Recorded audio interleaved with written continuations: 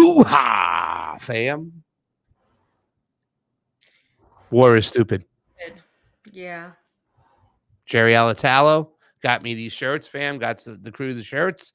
I'm gonna put one size aside for you. What size are you? Small? Kids, medium, something like that. I don't remember. Youth something, right? You're so rude.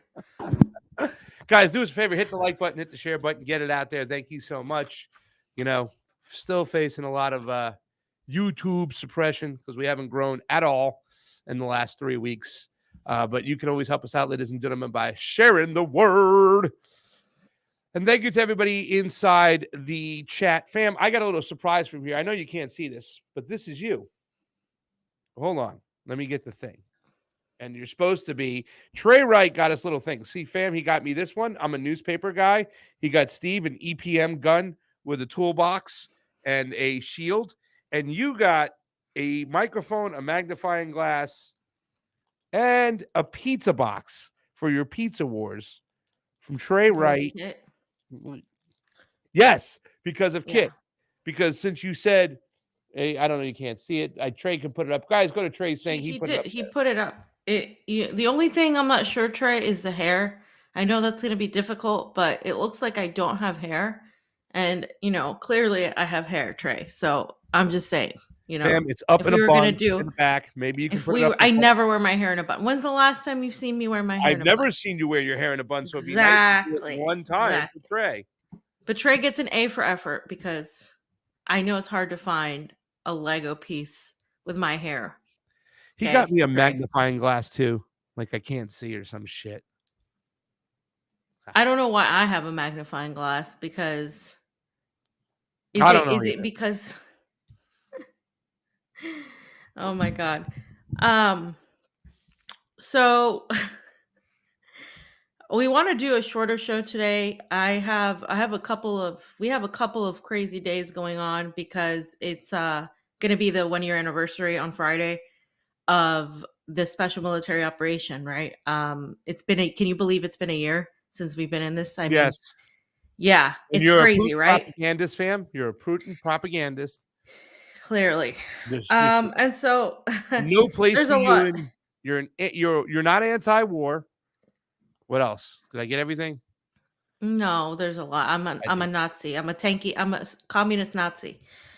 That one, somebody made a meme of me. Okay. But by the way, though, Reed did connect me. He said he wanted to explain his position. He was talking more about World War II. I told him to take a day off and jump on the show and have a conversation with you. Reed Coverdale, one of my new close friends. I mean, Reed, we met. I think I've been on Reed's show once. You probably the naturalist capitalist, which he, you know what I'm saying? Yeah. Dude's a young dude, but he's fucking mad, smart. Me, him, and Clint, we shared the Airbnb. Thank you for all who supported. Somebody just threw me like $20 on my PayPal. Thank you so much, guys. That's really nice of you guys. And that's where we had a lot of magic happen, fam. Like I said, I had Jeremy Kuzmarov come over and with a bunch of people from Cam Action. And we had Misty Winston and a couple other people. Kendra, of course, and Daniel. I don't know if it's okay to say your guys' name, but you guys came on over. And we had libertarians in the house. It was just a great time, fam. But he wants to have a discussion with you, too, as well as his concerns and what he was kind of alluding to when he was talking about Nazis and Soviets, because I know that, nobody, not even the libertarians, the allies you have in the libertarians, fam, they don't want to piss you off, fam. So you've already got a name for yourself as Fee. Like even Clint said, I said something good and she got mad at me, but then I'm like, yeah, because we misunderstood the tweet, but once we understood it, we were cool with you. And he's like, oh, yeah, that's right. You know what tweet I'm talking about? Yeah, but I didn't say anything against him. I understood that it was a lot of people thought he was being serious. It's hard to understand sarcasm on Twitter when it's put as if it's 100% true. Anyway, I just don't get the comparison of the Soviet Union to Nazis. I just don't understand how you can make that comparison. They literally lost millions of lives defeating them. They hate Nazis like that. It just doesn't make any sense to me historically or logically. But again, I understand the view of authoritarianism and what they perceive as authoritarianism. But the more I am in this, the more I see that people just don't like this whole like that has been used so many times to really coup countries, to really break up countries, to really like screw people over. That's literally what the CIA has used for decades and decades. They've used anarchists to like be like, "Oh, well, we want to fight for the independence of these sovereign people," and then they literally infiltrate these groups and then they break them up and then these people get conquered and killed. That's literally what happens every single time. So that's something that I struggle with, because as much as I want decentralized power, it's like this conundrum where you have like these people allow you can't fight this empire with a bunch of little like clans. It's like Game of Thrones. Like, I understand the wildlings, but at the same time, it's like, well, look at the wildlings. Like, did they get anything done? No. It took Khaleesi to do shit, okay?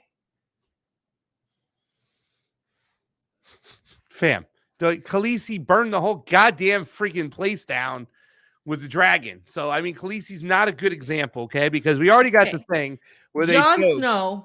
they joke, these libertarians, like, I'm like, hey guys, let's go to this communist event, and then like, you know, Reed and Clint would like, don't forget, they're gonna kill you. They want to kill you. They want you dead. You're an Yeah. anarchist. And I'm always like, not until after we get rid of, you know, the oligarchs. Not until we get rid of the Yeah, but you Baratheons. gotta get, but like, how are you gonna get rid of the oligarchs with like no, like if you're not going to fight them? That's why I'm not a pacifist. I'm glad we had that conversation with Misty and Sabi, because like Misty, I am anti-war, anti-imperialist, but I'm not a pacifist. I'm not going to sit around and let people kill other people that like, you know, like especially if you're part of a community or something. Like, I don't expect Second Amendment folks to let people kill them. You know what I mean? Like, so I don't understand how you can say that, you know, these people aren't justified in defending themselves. That's my issue with a lot of this, is like, how can you not justify people defending themselves from what you know to be the most dangerous and nefarious empire? Anyway, we're getting off on a tangent, fam. So let's Well, it's all tied get into one started. too as well. Reed's going to join the show one day, have some great conversations. So Clint, Yeah, too, as yeah. well.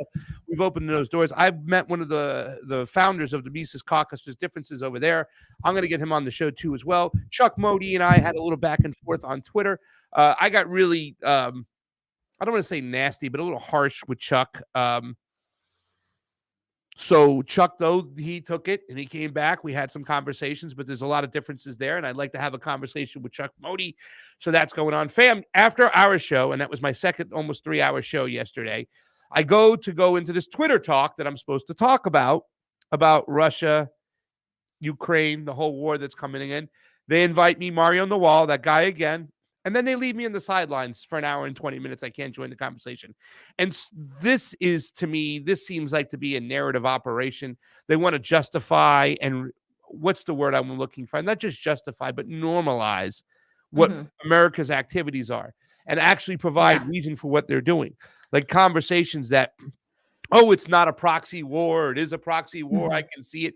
To even have that debate whether it's a proxy war or not is just ridiculous in my mind. The Russian army is useless. They're very sloppy. They're just, and that's another thing that's going on too as well. That's why the voices of Scott Ritter and Judge Napolitano and Mr. McGregor. I don't want to say Judge Napolitano because he has Ritter on a lot, but Judge McGregor, is it Colonel McGregor? Those voices, those voices are very important because they lay out a story what's happening on the battlefield. They want to still have this argument that Ukraine is winning the war, fam. And, you know, Russia is back on their heels, and we should justify sending them more weapons. And I can understand why they didn't let me join the argument. You know what I'm saying? And the discussion.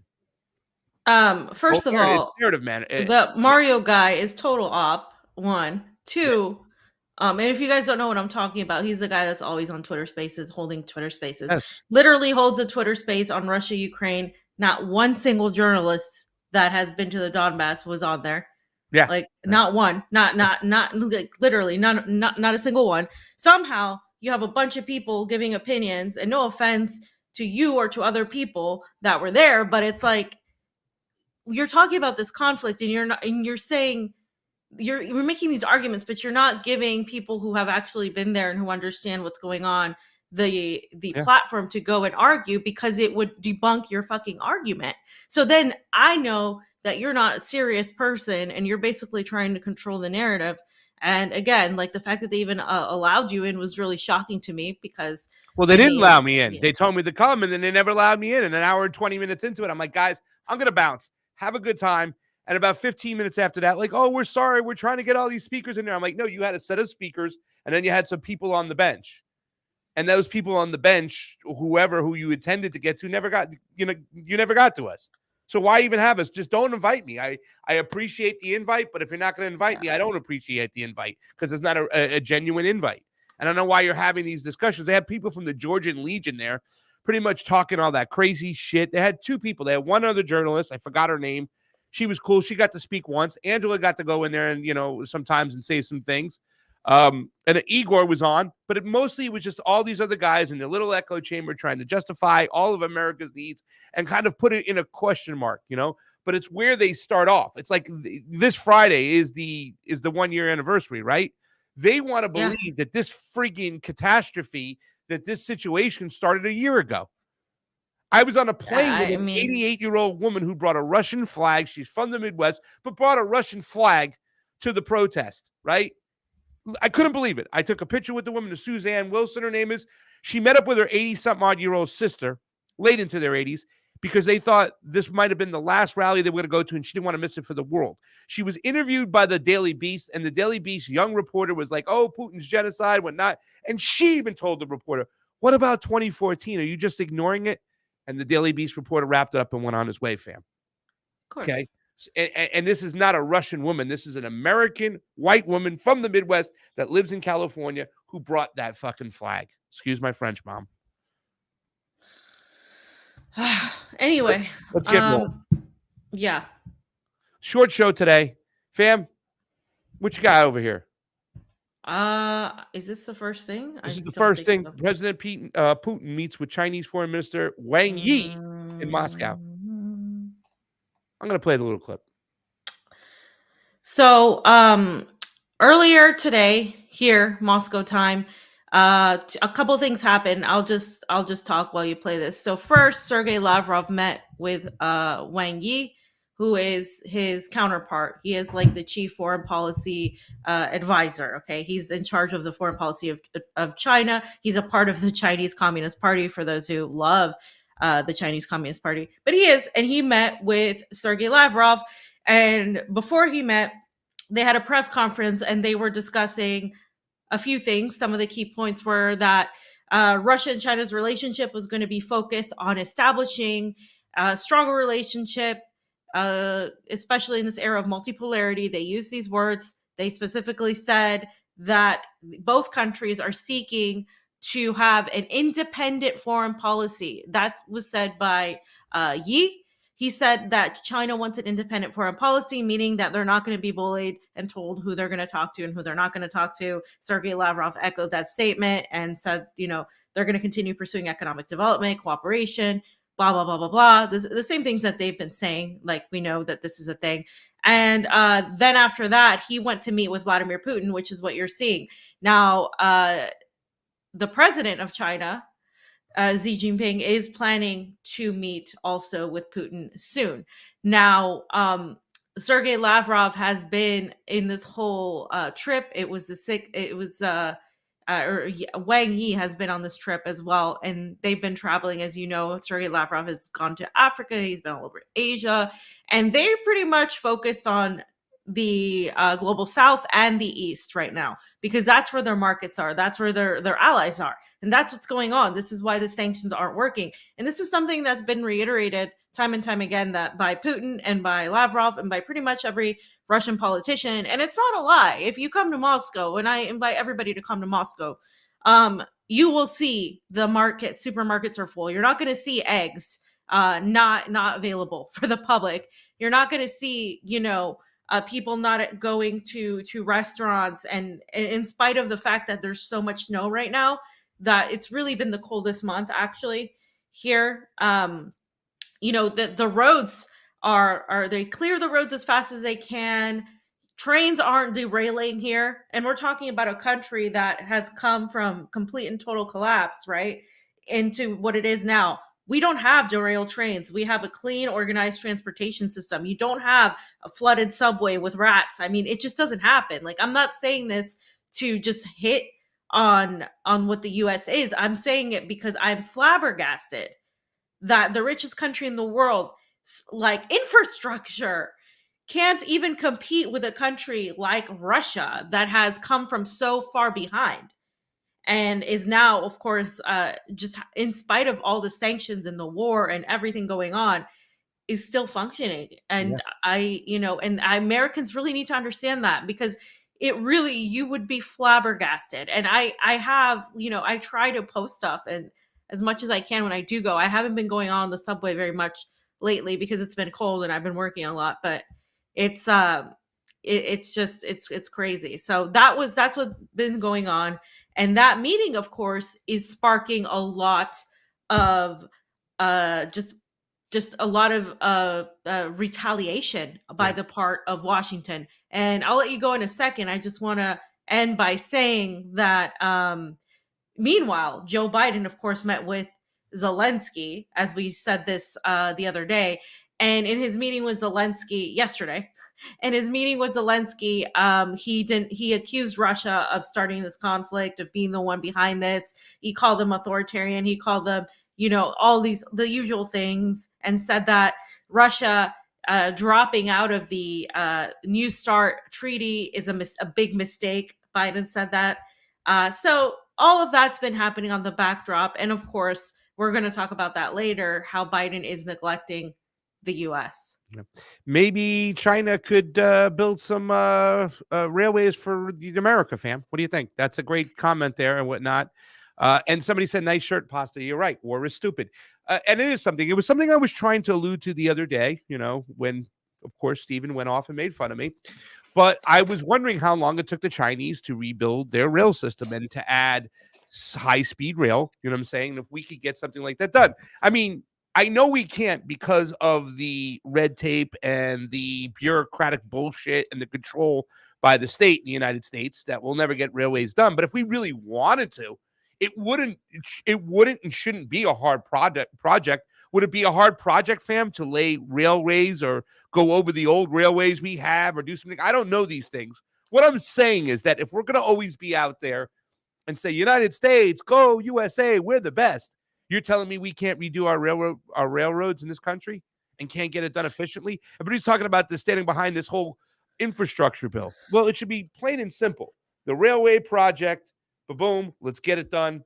And let's redo our train systems in this country. It should be easy. But I here's something, fam, we have to realize.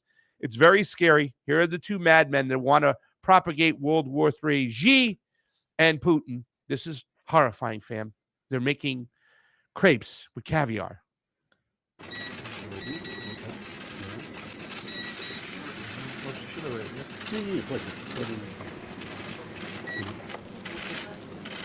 It's so these are Russian pancakes. And they are like crepes. Yes, they call them Russian pancakes. And in Russia, of course, like caviar everywhere, black caviar is expensive, but usually Russians get red caviar, and they put cream cheese, and then you put the red caviar on top. And I was going to say this and I forgot. So tomorrow is Men's Day in Russia. It's like a celebration for men. Women's Day also happens, and it comes later on in March. And so people have a 4-day weekend. So tomorrow people don't work, Friday they don't work, Saturday, Sunday they're off. But if you're in the news business like I am, we work, unfortunately, we work a lot actually, because there's all these events going on. So this is what they eat during this time. And they usually have champagne with it or something like that. So this is exactly what it looks like. It's actually really good. I'm not a caviar person, actually, but somebody made it for me and I had it, and it was like, I was surprised. It was good. And the pancakes are very soft and very it's like pancakes at home, but they're very thin. They're very thin. I would say it's a shot like of vodka and washing it down with champagne. Look at these guys. Yeah.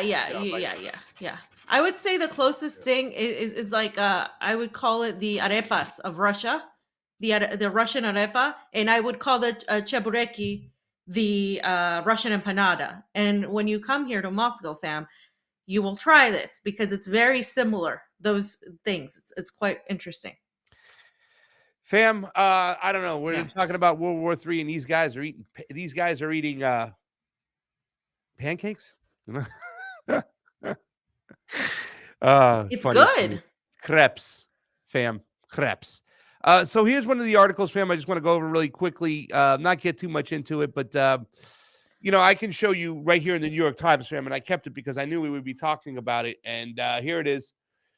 It says U.S. strives to head off global rift, and it says China mulls aiming Russia. Blinken says when the top foreign policy officials from the United States and China appeared this weekend at Europe's premier global security conference, both stressed that their governments were not seeking a new Cold War. Yet, new warnings by U.S. official that China may be preparing to give weapons and ammunition to Russia for its on Ukraine pretend the worst of old Cold War. I'm sorry, my eyes are a little bit. I need the magnifying glass that Trey got me over there. But Fam, you yeah, need glasses. That's what you need. I need something. I'm getting old over here. Stop it, okay? Leave me alone. I'm going to be 50 next month, fam, in April. And it says China says it's ready to join forces with Russia to defend national interest as Putin confirms Xi's visit, fam. And that was they had your boy Wee in there, not Xi, but he was there. You can see him right Z, there. yeah. And Z or Xi, I still don't. I think you're wrong, but fam, I will, go with it. Z or Xi is going to be seeing Putin. But fam, this is an alignment that's being built for quite some times. We have BRICS that's going on. They have their own banking system now. I mean, aren't they literally blowing this a little bit out of proportion, fam? I mean, it seems like, I don't know. Yeah, I mean, this is nothing new. Like, you're absolutely right. One of the things that was also discussed was that they perceive the U.S. as being the aggressor. I mean, there was this article released by China and the statement put out, and they basically said the U.S. uses the idea of freedom and democracy, and pretty much what Putin said, the same thing, but the Chinese said it too, to just push their own special interests. They're trying to start this new Cold War. And also, we want them to stop comparing Ukraine to Taiwan. And if they continue doing this, this goes against China's one nation policy. So one government policy, and they really see the U.S. as the aggressor, which is why, of course, to the State Department, they're going to frame it as, oh yes, they're going to collaborate and come together. But the reality is this, Pasta: if there was an attempt by NATO and the United States to attack Russia, Yeah, make no mistake that as much as the China's going to try to stop this conflict from getting any worse, because economically, like, it would ruin everybody, yeah, and of course, obviously, nuclear wise, but if China had to choose an ally, it's not going to be the United States. It's ridiculous to think so. And there's a thread I will go over that beautifully outlines exactly why that is, and how Russia and China have come from before, when they were rivals, as we mentioned before, to yeah. now where it's kind of like, they're each other's natural ally, and you're not going to get in between that. It's just not going to happen. Two things. Number one, it's the United States that's pushed China and Russia closer together, so they have Yes. only themselves to play. Number two, it is beyond naive to think that Russia really needs China's weapons to handle Ukraine. You know what I'm saying? They haven't even committed a lot of, I think in the beginning it was like 20% of their military tops were committed to it. And people keep on saying, well, why haven't they wiped Ukraine clear off the map? They could do this right away. This kind of seems kind of a little funny, right? Because the Ukrainians and the Russians, the people, see themselves as brothers and sisters. They don't want to destroy all the infrastructure if there's any left at this freaking point. They didn't want us to destroy the infrastructure. They didn't want to kill Ukrainians. Okay. At the end of the day, and this is what they did for 8 years, Putin tried to negotiate the Minsk Accord to find a peaceful solution to what's going on. And that's why they're not wiping them off the map. But to think that Ukraine is going to win this war or is winning this war and that Russia can't sooner than later, and I've been listening to some people who have a lot of knowledge of what's going on the battlefield. And I'm not talking about those people who were just spurring bullshit on that Twitter talk yesterday. And that's all it was BS, right? Staying in their little echo chamber. I'm telling everybody right now, we got to get into these spaces. We got to do our own, because this is an area where they are trying to have narrative management. But once again, to think that Ukraine has a chance to win this war, Lindsey Graham style, so we got to keep providing them weapons. No, all this is right now is a way for the United States and their foreign policy to manufacture consent with a war with Beijing via Taiwan, and to continue to send money and weapons to Ukraine. And that's why slow zombie Joe just showed up in Ukraine to assure Zelensky that he's going to have his back. And you can see it right here. What does Zelensky say? Koki Smurf fam, China backing Russia in Ukraine would mean World War III, says Mr. Zelensky. And that was in the New York Post. Should we play the video? I don't know what video it is. Let's see what it is. Well, it's a deer. It's Bambi. We'll play it as soon as it's ready. I'll keep an eye on it. And we missed the leaders, man. Ah, man, I love. Yeah. So China, again, China's not going to turn against Russia, because they know also that this is about them too. This isn't just about going after Russia. This is about going after China. This whole conflict is entirely about going after China. I mean, the whole point is, imagine if Russia were to give in, right? And let's imagine this unlikely scenario if Russia were to just be like, okay, well, we fold. You can do whatever you want. NATO expands. Where does NATO go then after Russia, guys? It goes to China. Yeah. Okay. Like this, that's what this is about here. It's literally about that. This is the one, global world government that is seeking to control pretty much everything, and everything under the same type of umbrella. Okay. So that is essentially what this is about on the greater scheme of things. And any country that is in opposition to that wants to have sovereignty and decide, hey, do we want this or not, is going to be in the way of that thought process. And so that's what we're seeing here, I think, manifested. And it's not entirely, cut and dry. It's not entirely black and white, but that's what we're seeing manifested. And Russia, as Pasta mentioned, is winning this conflict on the battlefield. They pretty much have taken Artyomovsk, which is a key area for this war. And if the NATO continues sending these long range weapons, they're going to continue pushing them back, because they don't trust that they're not going to try this again. So that's essentially what's going on. And it's a year into the conflict on Friday. And more people know about what's going on, but at the same time, it's really sad what's happened so far, and how people have just allowed themselves to fall once again for the propaganda by the State Department. It's the same propaganda that was thrown at us 20 years ago for the wars in Afghanistan and Iraq. So, fam, I have the video up. Let's take a look. Ladies and gentlemen, do us a favor. Hit the like button. Hit the share button. We are here at the Convo Couch, a.k.a. War is Stupid. That's my new shirt, fam. I'm sporting it off well. He sent a bunch, Jerry Alatalo. Fam, he's a new guy. He watches the morning show quite often. He might be at work now. Vicky Lando hanging it out in the Rumble. Guys, we're on Rumble. We're on Rockfin. Jilly Love, we love you. If you could share those links in the chat, that would be great. And you guys, if you are a premium Rockfin subscriber, go on over there and watch that. We're talking about Xi. We're talking about Putin. We're talking about cokehead Zelensky, Biden, the whole thing. We're going to get to Donald Trump's visit to East Palestine, fam. And before he left, you know where he stopped to eat? McDonald's. Take a look at this video. We'll see you in a little bit. 中俄全面战略协作伙伴关系建立在不结盟、不对抗、不针对第三方的基础上，是两个独立国家主权范围之内的事情。我们从不接受美国对中俄关系指手画脚，甚至胁迫施压。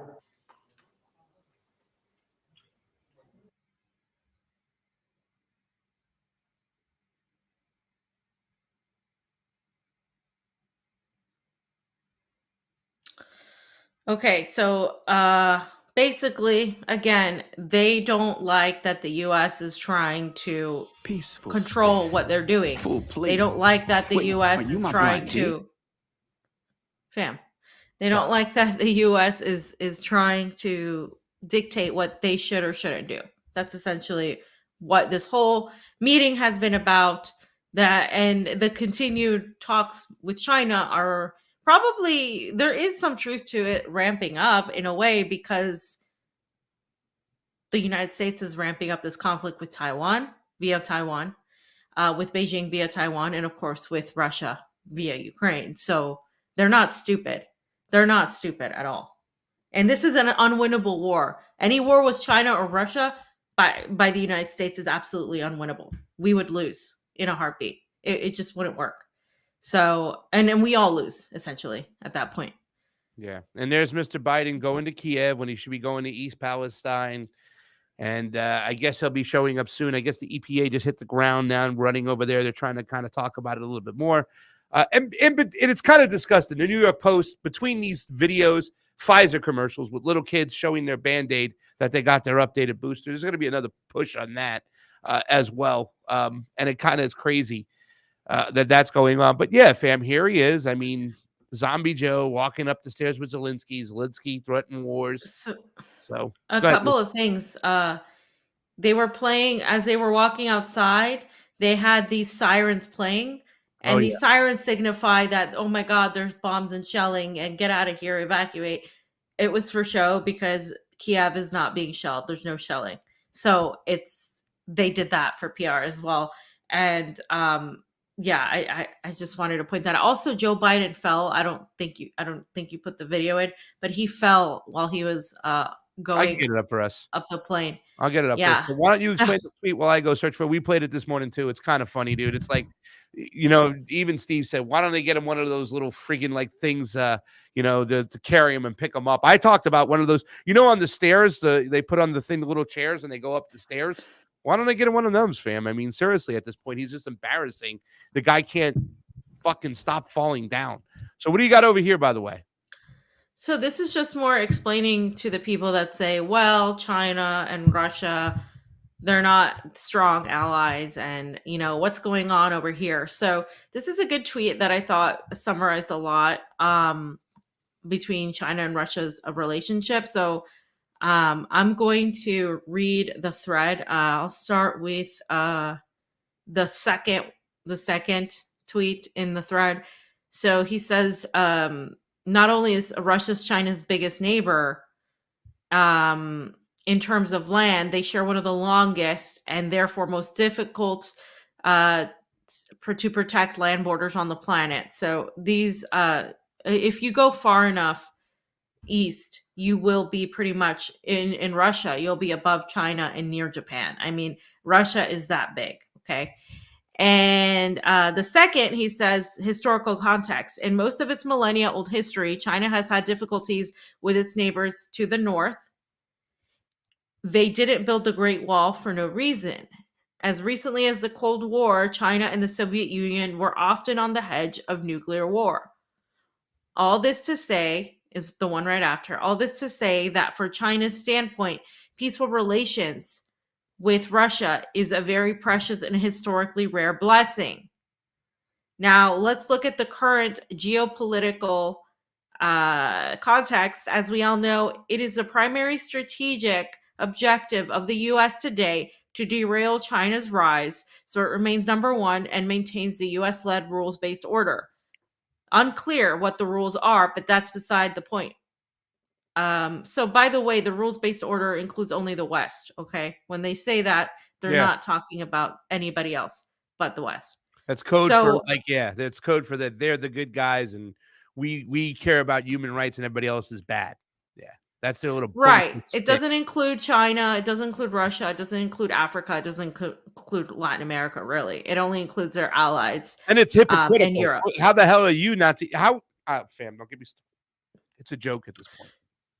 So, as such, helping the U.S. defeat Russia would be dumb as dirt, as it basically paved the way for the U.S. to focus a thereby undivided and very ill-intentioned attention on China. So this is what I was saying. Helping the U.S. against Russia would only hurt China. So as Pasta also said earlier, the U.S. has done this to itself. They've isolated itself and have brought China and Russia closer together with their actions.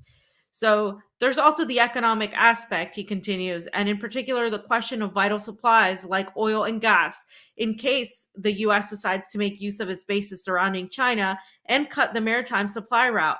Friendly relations with Russia, which just so happen to have some of the world's largest deposit of such supplies, is critical for this.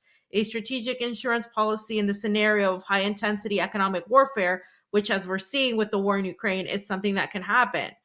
So, what's stopping China from going all the way and becoming co belligerent with Russia since the relationship is so critical in today's context?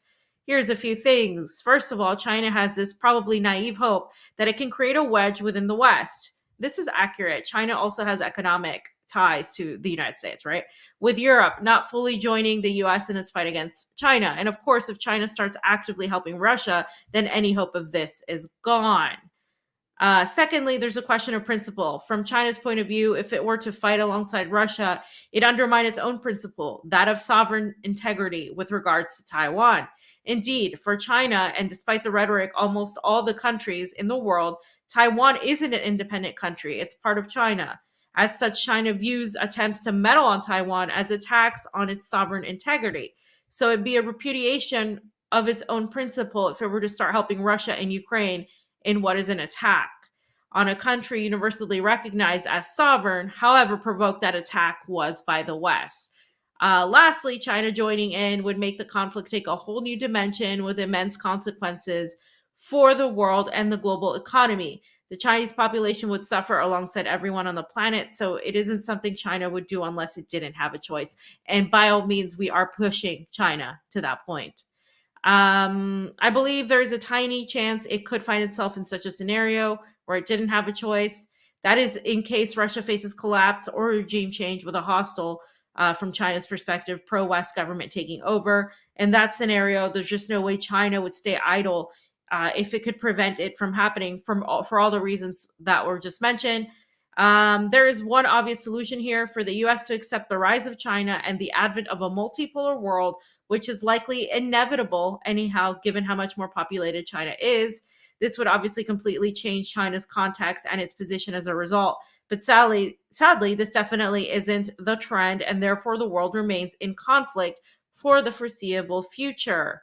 And yeah, so I think that's a lot of good points for the most part. I don't think it's China helping Russia against Ukraine is something about Ukraine's sovereignty, because China understands that Ukraine is pretty much at this point controlled by the US and NATO. It's not the government there has long been not a Ukrainian government. It's been, a government that was installed by the West. But aside from that, and I do think if you view it in that context, it's yes, Ukraine was a sovereign country, but like they were literally killing people in the Donbass who consider themselves Russians. So Russia entered that war. But I think it's more economics. I think it's also not wanting to elevate this conflict, but the conflict is already elevated to a global level. So, I mean, are we going to find ourselves there? We might. It seems like we're headed that way. And I do agree that the only way to stop it is for the U.S. to back off and allow this multipolar world where China is taking a dominating lead, and they don't want to do that. So again, I go back to China. This is really about China. Well, fam, let me just say this much. I think the alignment, or the invigorated alignment, and the fact that the people get to enjoy some type of peace between China and Russia is a good thing. Old foes right near each other, and now they're working on the same level, right? They're part of BRICS. They have their own banking system now, which they already have, but they're going to increase it even more. And, Saudi Arabia is even talking about joining BRICS, which would be really scary for the United States and some of the oligarchs there too as well. I believe this cooperation is just furthermore an economic tie. I don't believe that Russia needs them militarily at all. However, it is for the future to say we're going to bond together, that if something should get a little bit crazy, a little bit jumpy, you have to deal with us. So it is something, a deterrent for the future, but it is more about the economics and the trade and the cooperation together.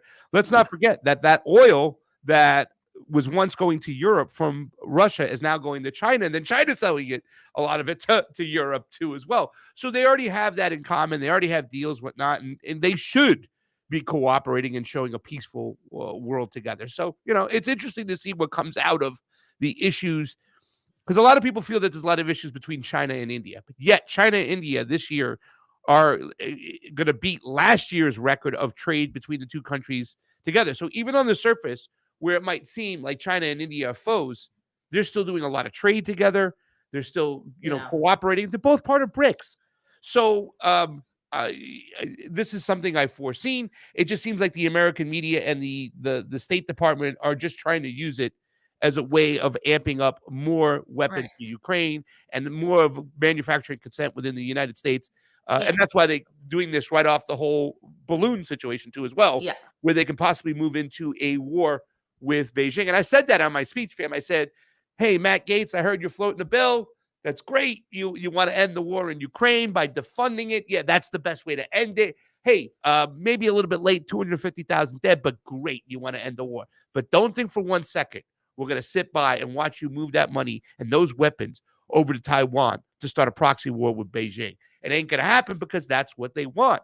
And that's what they want. And you don't think if they did that, the U.S. would you think the U.S. would protest? I think they would allow it. I think most Americans would allow it because, again, just like they've been brought up to hate Russia, they've also been brought up to hate China, especially on the right and the conservative side. You know why? Because of the Chinese Communist Party. All you have to say is CCP, and they're right there, and they just will literally go to war with China. That's what that worries me with Trump. And that's the next point I want to make when we go into that section. We will get into that section right now. He's playing politics. Let me just show our great leader, though. And here's the thing, fam, too. As well. Here's our great leader walking up the stairs at the Air Force One, right? Here we are again. Mr. Let's go back. Here he goes up slowly, fam. Ready? And watch, he goes fast really quickly to try to make it okay. Hey, it's all right. All right. I'm all right. I'm okay. I'm all right. I'm okay. Wait back to them. This is comedy. It is comedy at this point. Man, I was gonna make a point about something. So here's the thing. On the plane, I get the little TV thing, American Airlines, and it has only limited news channels: MSNBC, CNN, Fox. I watched CNN for a little bit. They are doing reports inside the place that made the Chinese spy balloon. Right? So there's a helicopter out front. It's down the street from a base, and CNN is doing this. And then we get to this spot in Washington. We put Newsmax on. I make a joke. Every single time we see China balloon or see the words China balloon or see a balloon, we do a shot. So they said it here and there and stuff like that. It was maybe 1/4 the time in what CNN was doing when they had 2 stories and a 3-hour flight. And I didn't watch it all the time. I was going back and forth. But it appears to me, fam, is that they already got the conservatives and the MAGA first people on board for a war with the China. Now, the mainstream media, newspaper, TV, whatnot, is trying to move the left, the American establishment-friendly shitlib left, into manufacturing consent with them for a war with China. Like they already got the America First crowd ready for that. Now they got to get the establishment left, latte liberal crowd ready for it, fam. That's what I'm seeing, and that is very, very scary. Yeah, they have a lot more in common with each other than they think, because they all are engaged so busy in this culture war fight that they're not even paying attention to really where the reality of where we're at. Like, and again, like this whole the way Trump is framing himself right now, it is clear as day what he's doing. It is clear as day. And everybody falling for this is an idiot, because this happens every single time. This is where I agreed with Misty and Sabi yesterday, where this rhetoric and this PR, manipulation, and this whole putting yourself out there like you care about, the people of Palestine, Ohio. What did Trump do for the people of the Midwest? He didn't do anything. He hasn't done anything for the people of he didn't drain the swamp. He didn't do anything more. He killed Soleimani under his presidency. He tried, under his presidency, they couped Bolivia. They tried to coup Venezuela. I mean, We got people need to Soleimani. stop. That people need to stop really pretending that he is an actual outsider. He might be more of a wild card, but he's certainly no outsider. And I don't say this as a person that has Trump derangement syndrome or that thinks, all Trump supporters are fascists. I say this as somebody that's literally giving actual criticism that he really didn't do the things he said he was going to do. And if he had, pardon Julian Assange, if he had actually, drained the swamp, he installed some of the more warmongering John Bolton CIA puppets in his administration. So for people to think that he's going to be any different, and then of course there's DeSantis, who is much worse in my opinion, I and agree. that is even a whole other train of just worse. Like, Jesus Christ, Fam, that's a whole nother shit line that's going to be crossed. Super Ray, let's get this up here. Come on, there we are. TD says, and this is a very generous tip on the Rockfin. I just copied and put it over here. Thank you so much. If you could afford $14.99 a month, guys, go over to Rockfin, subscribe to the Combo Couch. It said nothing else will make a difference if nuclear weapons are used. Combo Couch, you do not look away. You are not compromisable. And I think the question marks are supposed to be like a meme that doesn't come in, or little writing or something, little things. I'm not sure, but yeah, thank you so much, TD. That's awesome. And I don't think we will look away. I mean, there was a lot of criticism of Tulsi Gabbard being on the stage the other day at the anti-war rally, saying that she's not anti-war. And I understand the criticisms. I'm not in the business of defending Tulsi Gabbard anymore. I don't support her anymore. I'm not on her campaign. I'm not voting for her, right? And she's not even running for anything anyways. However, I did talk about her on the floor, talking about the INF treaty. And she was one of the only ones trying to get it extended and saying, hey, we gotta look at this. You know what I'm saying? And it seems to be that she supports some wars or some interventions.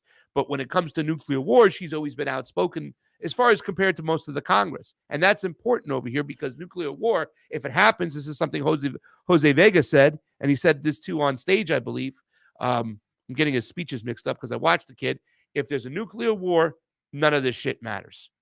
We are closer to midnight, to the doomsday clock, than we've ever been before. And for people who are saying that now, I mean, there was somebody who criticized the Rage Against the War Machine. She wrote an article on it, saying that it's a white person's thing, screaming, we'll all be gone. It's kind of like trying to compare race, trying to move race into this. Listen, if you think I'm just a stupid white person that's screaming, hey, we can all be dead because there's nuclear war, yeah, I don't give a shit what color I am. If there is a nuclear war, we can all be gone like that. We have enough nuclear weapons in this world to blow up the planet about 40 times. 17 in the ocean alone, Mike Gravel talked about. I mean, it's just ridiculous. And this is something we shouldn't take off the table. And when these things are happening, instead of normalizing our actions over in the Ukraine, we should be speaking against it while it's happening on the border of Russia, their border and their national sovereignty they're allowed to protect. Fam, anything else before we get to the next section? No. Okay. Well, fam, I don't know about you. You want to talk about Donald Trump? He showed up. The man of the people, says Liz Harrington. He showed up to East Palestine. I'm going to mute me up. Guys, do us a favor. Share the links out there. We're everywhere. Rockfin, Rumble, YouTube today until they take us down. But F them anyways. This is Donald Trump in East Palestine. Thank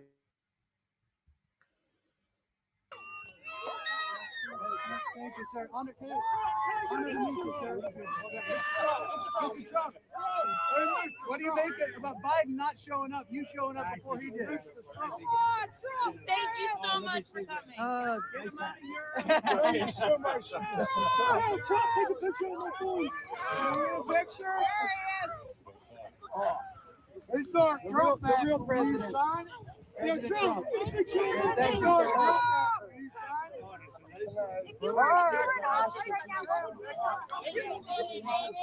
Thank you for not forgetting about us. Thank you, Don Jr. too. My daughter was like that. Oh, yeah. Mr. Trump, I love you. I love you, baby. Okay, thank you, sir. Thank you for your service. Mr. Trump, will you send this? Oh, my God. All right, I have a lot to say about this, so I don't know if you want to go first, but yeah. I mean, fam, I think you should go. Can I play one more video? Because it's about him also, because I know it will add to what you have to say. Because not only did Trump show up, fam, he brought gifts. He brought supplies to East Palestine. It's a 10-second video. Just take a quick look, and we'll go right into it. Here you go.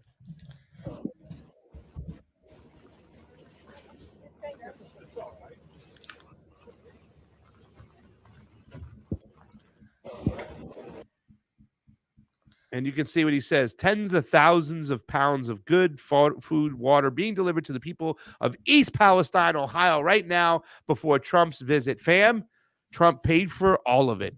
Number of goods delivered from the Biden administration, 0, fam.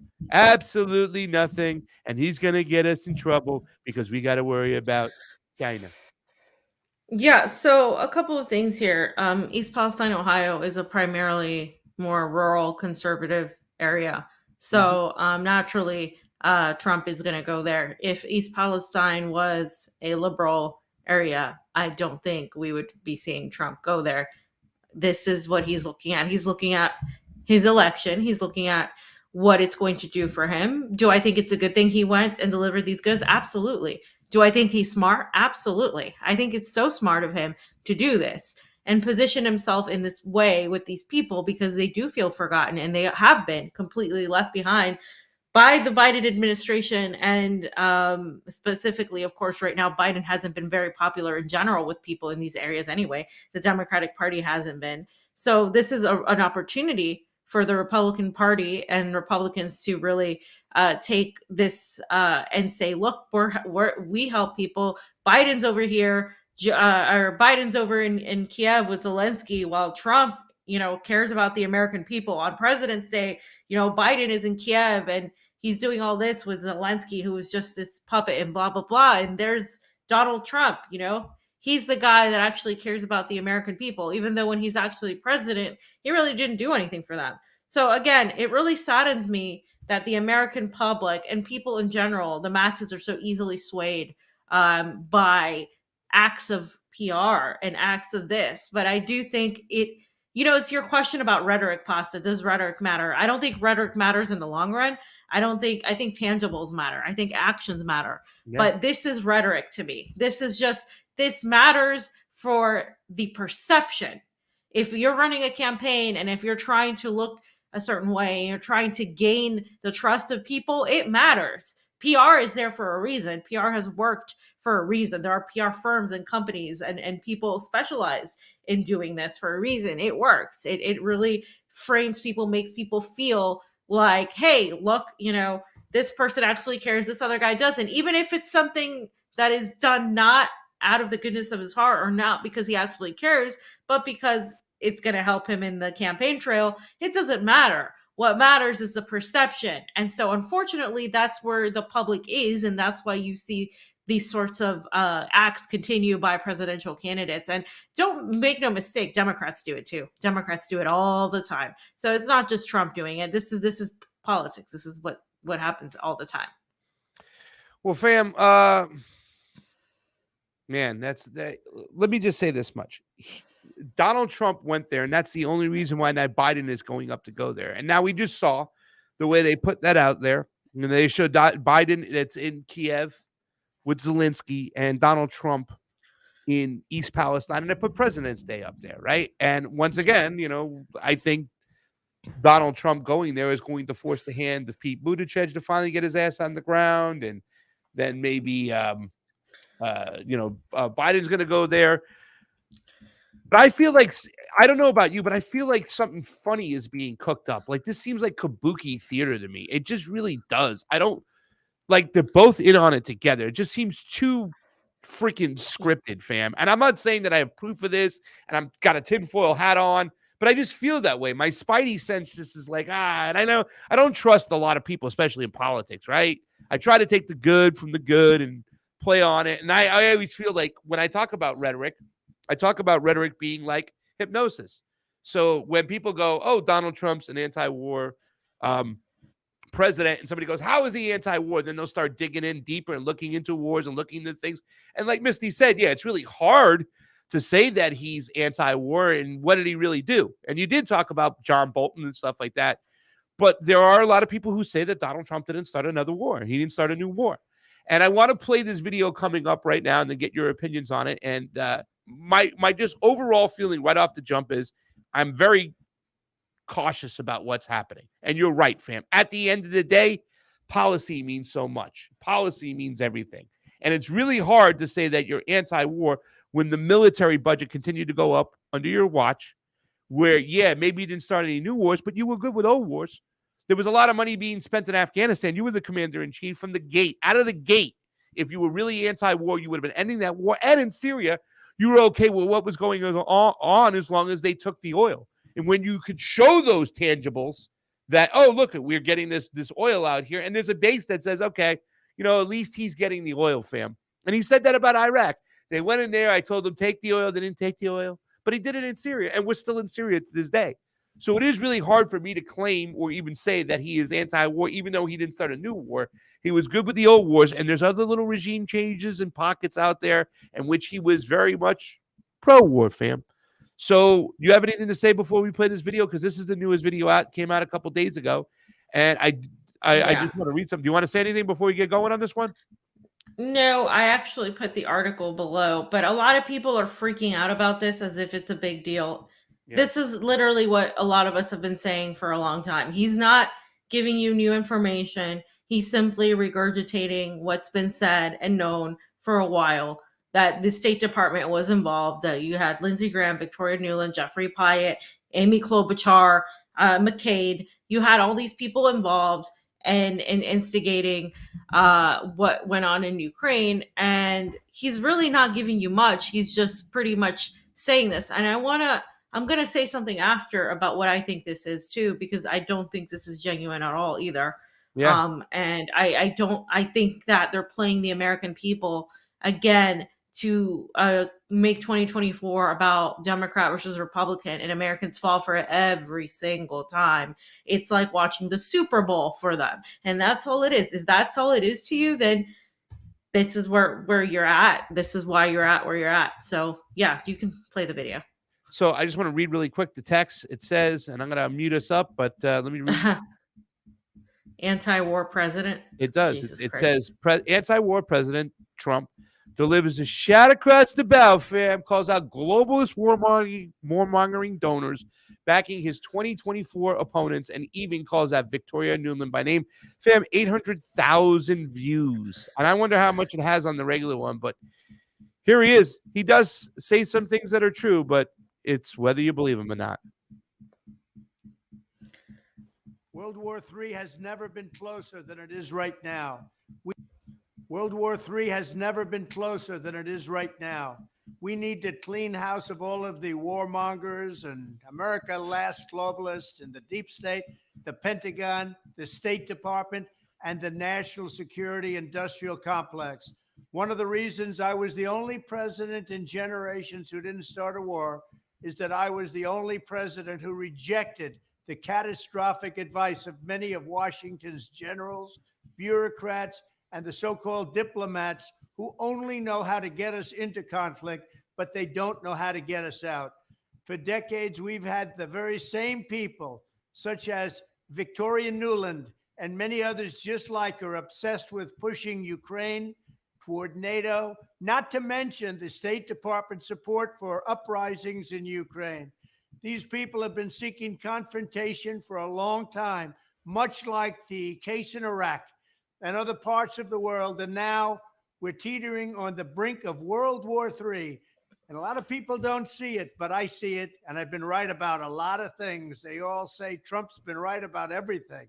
None of this excuses in any way the outrageous and horrible invasion of Ukraine 1 year ago, which would have never happened if I was your president, not even a little chance. But it does mean that here in America, we need to get rid of the corrupt globalist establishment that has botched every major foreign policy decision for decades. And that includes President Biden, whose own people said he's never made a good decision when it comes to looking at other countries and looking at wars. We have to replace them with people who support American interests. Over our 4 years in the White House, we made incredible progress in putting the America Last contingent aside and bringing the world to peace. And now we're going to complete the mission. The State Department, Pentagon, and national security establishment will be a very different place by the end of my administration. In fact, just into my administration, it'll be a very different place, and it'll get things done, just like I did 4 years ago. We never had it so good. We'll also stop the lobbyists and the big defense contractors from going in and pushing our senior military and national security officials toward conflict, only to reward them when they retire with lucrative jobs, getting paid millions and millions of dollars. Take a look at the globalist warmonger donors backing our opponents. That's because they're candidates of war. I am the president who delivers peace, and it's peace through strength. There was a reason we had no conflict. There was a reason we didn't get into wars, because other countries respected us. I entirely built, all right from the beginning, rebuilt our military. It's a big reason for that. They didn't want to mess around with the United States, and now they're laughing at us. We could end the Ukraine conflict in 24 hours with the right leadership. At the end of my next 4 years, the warmongers and frauds and failures of the senior ranks of our government will all be gone, and we will have a new group of competent national security officials who believe in defending America's vital interests above all else. Thank you very much.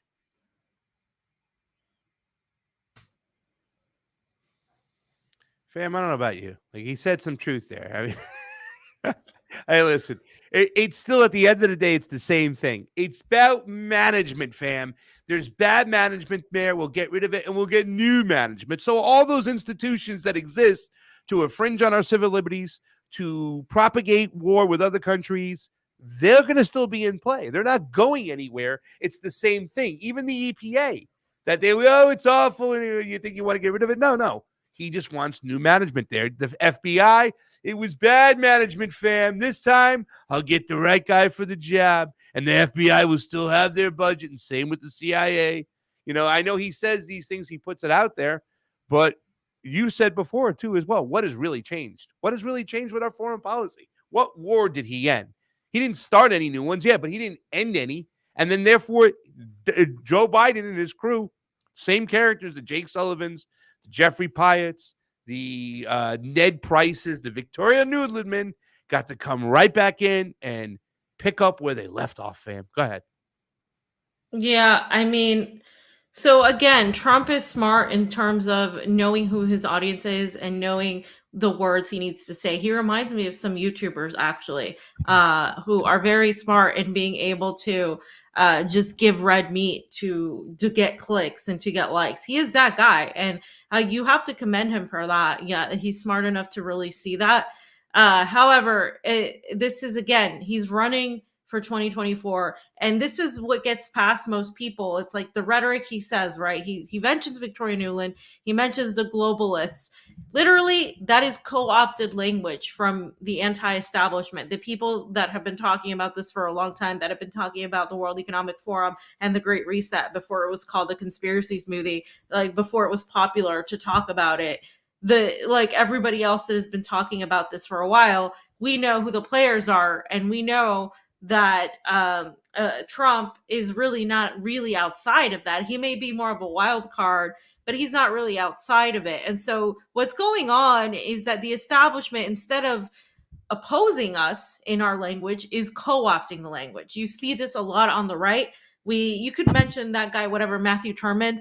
So there's a group of people on the right that have basically taken the anti-establishment, either independent, libertarian, or left, or whatever, the same rhetoric and the same words, and have pretty much taken it and co-opted it to mean something that it doesn't mean. So they just throw out these little keywords like globalist and elite and all this stuff, but really they're not opposing that. They're basically just want to replace it with a version that they approve of. And that's what Trump is. He wants to replace the FBI. He wants to come in and say he's going to drain the swamp, but he didn't do it the first time. So there's no really indication he's going to do it the second time. There's no, he says he's going to end this war and this would have never happened with him. Really, we don't know. First of all, he was really ramping up the anti-China rhetoric the moment when he was in office. He blamed them for the COVID. Blaming them for the COVID. And to the people of Latin America, to him, he is a warmongering president. Because of him, a lot of things happened in Cuba and Venezuela and Bolivia. So to them, they don't have the same opinion that Trump didn't start any wars, because to them, he did. And so, of course, that never gets talked about because we only care about ourselves, and we are so Eurocentric or world-centric about our, the U.S. and only the U.S.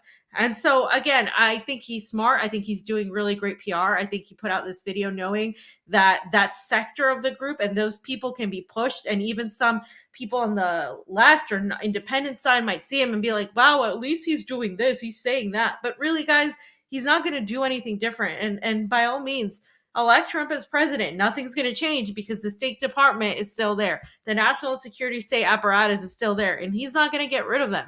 Literally, he's not going to do that because he's a billionaire. He's part of this class. I mean, he said it before. Republicans are the dumbest voting bloc, and if I were smart, I would run as a Republican because they would vote for me. Like, he literally said that. I think Trump is a player in this game, in this stage. And I think he is really playing everybody else. And I think you're getting played into picking either Trump or Biden or Harris and DeSantis. And it's going to be a shit show because all America wants is a reality TV show. They want entertainment. They don't take politics seriously. But I guarantee you, again, when that day comes, when the war goes to your country and when you get bombed or when you don't have water and you don't have food, you're not really going to be laughing about how funny Trump is or how this is hilarious. It's going to get real really fast, and he's not going to stop it. But I do think that Trump is not as bad as DeSantis.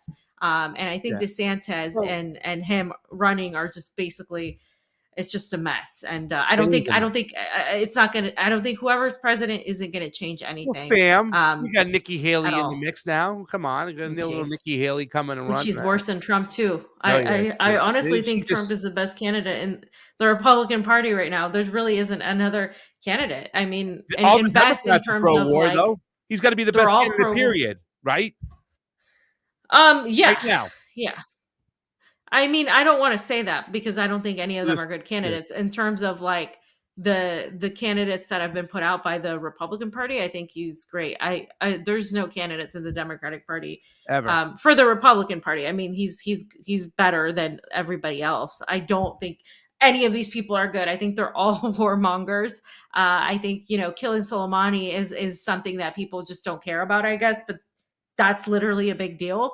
Like, imagine if somebody killed like, Biden or Trump and just, you know what I mean? Like, we just kind of push that aside. Oh yeah, he's anti-war. He literally killed Soleimani, guys. Like, it's killing a leader of a country. Like, you can't dismiss that. So yeah, no, he's not anti-war. And anybody who says that really lacks the knowledge of really what he's done and the breadth and stuff. And I mean, he's smart. He's positioning himself for a good election run. Well, he's playing all the right things, fam. Also, too, right here, it does reveal that, and this is from TD again. Thank you so much. Be careful how you're taught. You've got to be taught to hate and fear. And he tagged a website. Thank you, TD, so much. And here is the website that he talked about. And it's kind of interesting on this website. This is something I want to look into. You've got to be carefully taught, and this is the lyrics. You've got to be taught to hate and fear. You've got to be taught from year to year. It's got to be drummed in your dear little ear. You've got to be carefully taught. You've got to be taught to be afraid of people whose eyes are oddly made, and people whose skin is a different shade. You've got to be carefully taught. And there's more lyrics there too as well. I put the link there to check it out, but it is true, fam. This is all part of the propaganda. This is all part of the way you're being taught. You know what I'm saying? That's why I always talk about racism. Racism isn't something you're born with. There isn't a racist genes. You are taught to hate your neighbor. You are taught that that person is different than you. So we have to unteach them. But what's really important is if you think you can just jump up and down and say end racism and scream with that without addressing the economic disparities, because that has a lot to do with it. Because all bigotries, all forms of existing bigotries are hyperinflated of times of economic stress. Because when you sweat out the plebs, the 99%, and you limit their resources, and there's a limited amount of resources to go around, you start blaming your neighbor for your problems. You don't look at the people who are controlling things. And then the propaganda comes in and they try to teach you and push you in a certain way. I think that was great, TD, that you put it up to as well. It's awesome. So thank you so much for that too. And thank you for the Super Ray contribution. And AREM even put something up that about the Convo Couch rocking. That's awesome. Thank you, AREM. I was looking to put it up there and I didn't see it. Fam, you got anything else before we get out of here? Here it is. No, that's it, guys. I gotta get going. Thank you so much for supporting. It says Convo Couch rocks, and all independent media needs financial support and help to articulate important truths, or at the least know them and speak well and often of indie journalism. You know, today, unexpectedly, fam, Garland Nixon jumped in and we were talking about it. And this is something that even Ryan said the other day from The Last American Vagabond. They're starting to look at us. They're starting to watch us. They're trying to see what's going on. We're getting there first. They know the truth is out there. So they're trying to either combat our narratives or try to steal our narratives. You know what I'm saying? Or they've been stealing them. Their way to combat our narrative is to steal it and replace it with their own narrative, but to hide it so we don't recognize it as them. That's what you saw in independent media that really wasn't independent, like TYT, like Rising, like they get paid off, Breaking right? Points. They get the money. Like Breaking Points. Yeah, so that's it's still narrative control. It's still, you know, somebody like me will never be able to go on those shows because I would destroy their narrative. But like they'll get somebody that, you know, they'll be very careful. They'll pick up some independent voices, but not the too radical ones. And then that's how you get like the same thing happens on the right. The same thing is happening on the right. So that's what it keeps us from uniting the left and the populist right, because we get co-opted by our own little sects away from what that unity can be. And that's how they get you. It's not about opposing you. It's about making it seem like they're one of you. And that's actually far more nefarious and far more it works better than anything else. And that's what you have to be looking out for now. Dude, so anyway, situation with Matthew Turman, what we were doing in Brazil, fam, and I was telling you, and people were like, why are you getting so much into this stuff? I'm like, because this guy is getting all the airtime and he's setting this narrative. And then I look, he's following us. And for months now, we were saying this guy's full of shit. He'll never debate us. He'll never come on our show. He's just, you know, he was literally, is the word gleaning? Is that when you kind of like grab something? He was doing that because they were changing the narrative, and he was setting the narrative at the very end of his reporting and all this stuff. They were cheering source code in Brazil. And I was like, wow, they're going to independent media. They're doing this now. And I said he was full of shit then. And now that he was one of the ringleaders to take down Project Veritas, and people like Bannon, I'm never going to let anybody out there who did anything like that on that show, on my show again. Too late, Mr. Steve Bannon. You already highlighted him, lifted up, and propped it out his information and stuff. So do you still think now, ladies and gentlemen, that the Brazilian election was fair or unfair? You're going to still stick by this guy's word? He didn't even go. But that's what they're doing. They're looking at independent media more than ever now, fam. So we got to be very cautious and very careful. We got to do what AREM said. We got to get our word out there and get the truth out there. Yeah. Thank you guys so much. We'll see you Friday. Bye. Hey, Cocaine Bear this week. If you're in Vegas, come see Cocaine Bear with us Friday night, fam. It's going to be fun. Amber King's coming out. It's going to be lit. I have no idea what that is. Convo out, fams. Hi, guys.